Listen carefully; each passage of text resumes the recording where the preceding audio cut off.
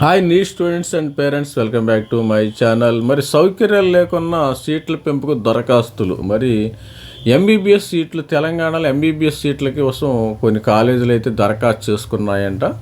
9 private medical కాలేజీలు వసతులు కరువు అయినా ప్రభుత్వానికి ఐపవర్ కమిటీ నివేదిక.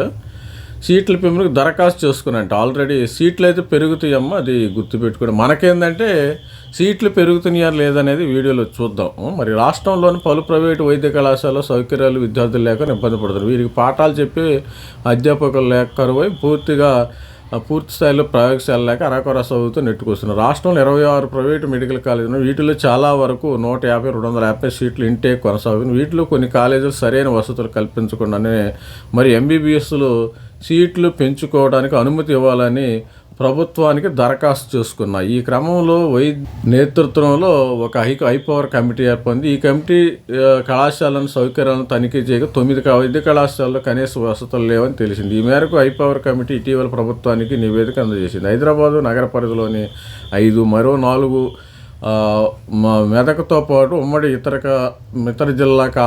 జిల్లాల్లో సౌకర్యాలు లేని కాలేజీలు ఉన్నట్టు తెలుస్తుంది. అంతంత మాత్రంగానే అధ్యాపకులు.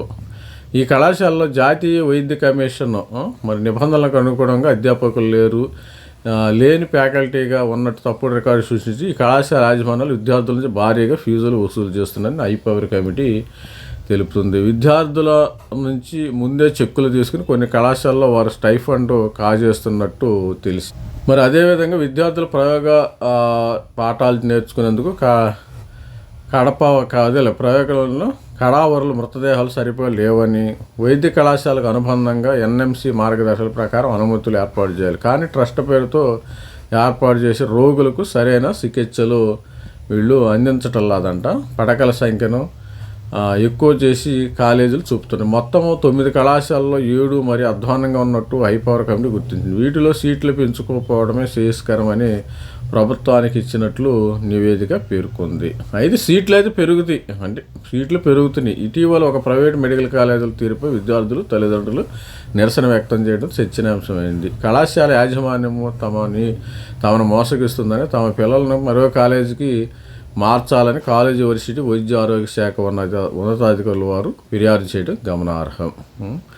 ఇది స్టూడెంట్స్, మరి తెలంగాణలో సీట్ల పెంపుకు దరఖాస్తు చేసుకున్నాయంట కాలేజీలు. అయితే మరి ఎంబీబీఎస్ సీట్లు పెరిగే అవకాశం అయితే ఉంది. ఇక ఓవరాల్గా ఇవన్నీ నెగిటివ్ ఇంపాక్ట్ మనకి దీని గురించి స్టోరీ ఎప్పటి నుంచే జరుగుతున్నది కాబట్టి తెలంగాణలో సీట్స్ అయితే పెరిగే అవకాశం అయితే ఉంది. మరి ఇవన్నీ సీట్లకి మరి వీళ్ళు అప్లై చేసుకున్నారో తెలియదు, కానీ కొన్ని సీట్లు అయితే పెరుగుతాయి. అంటే ఒక్కొక్క కాలేజీ ఒక 50 అనుకో, ఒక 50 ఆల్మోస్ట్ ఒక 9 వేసారంటే ఒక 400 సీట్ల దాకా పెరిగే అవకాశం ఉంది. సరే 400 సీట్లు కాకపోయినా 200, 300 కాలేజీ ఒక 50 సీట్లు వేసుకున్నాక 400 సీట్ల దాకా తెలంగాణలో పెరిగే అవకాశం ఉంది స్టూడెంట్స్. ఇది మరి నీట్ 2026 స్టూడెంట్స్కి ఇది కొద్దిగా మంచి వార్త అనే చెప్పొచ్చు.